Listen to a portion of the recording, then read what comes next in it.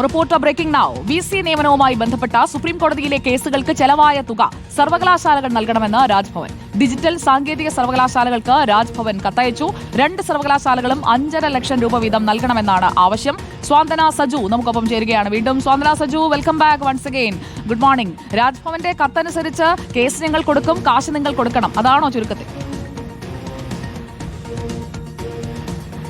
അതെ സുജ, നമുക്ക് അങ്ങനെ തന്നെ പറയാം. കേസ് ഞാൻ കൊടുക്കും, കേസിന് ഞാൻ പോവുകയും ചെയ്യും, പക്ഷെ പണം നിങ്ങൾ തരണം എന്നുള്ള ഒരു നിലപാട് തന്നെയാണ് ഇപ്പോൾ രാജ്ഭവൻ യൂണിവേഴ്സിറ്റികളെ അറിയിച്ചിരിക്കുന്നത്. അത് ഡിജിറ്റൽ യൂണിവേഴ്സിറ്റിക്കും സാങ്കേതിക സർവകലാശാലയ്ക്കുമാണ് ഇത് ഇപ്പോൾ രേഖാമൂലം രാജ്ഭവൻ കത്ത് നൽകിയിരിക്കുന്നത്. ഇത് നമ്മൾ കഴിഞ്ഞ കുറേ നാളുകളായി നമ്മൾ കാണുന്നതാണ്. ഈ VC നിയമനവുമായി ബന്ധപ്പെട്ട 2 തവണയാണ് ഗവർണർ ഇത്തരത്തിൽ സുപ്രീം കോടതിയെ സമീപിച്ചിരിക്കുന്നത്. അപ്പോൾ സുപ്രീം കോടതിയിൽ പോയപ്പോൾ അവിടെ ഈ കേസ് വാദിക്കാൻ വേണ്ടി അറ്റോർണി ജനറലിന് നൽകാൻ വേണ്ടിയുള്ള തുക അത് 11 ലക്ഷമാണ്. 2 തവണ പോയതിൽ 11 ലക്ഷം രൂപയാണ്. 2 യൂണിവേഴ്സിറ്റികളിലായിട്ടാണ് കേസാണ് ഇപ്പോൾ 11 ലക്ഷം രൂപ വന്നിരിക്കുന്നത്. അപ്പോൾ ഈ 11 ലക്ഷം രൂപ 2 യൂണിവേഴ്സിറ്റികൾ കൂടി ചേർന്ന് നൽകണമെന്നുള്ള കാര്യമാണ് രേഖാമൂലം ഇപ്പോൾ രാജ്ഭവൻ ഈ യൂണിവേഴ്സിറ്റികളെ അറിയിച്ചിരിക്കുന്നത്.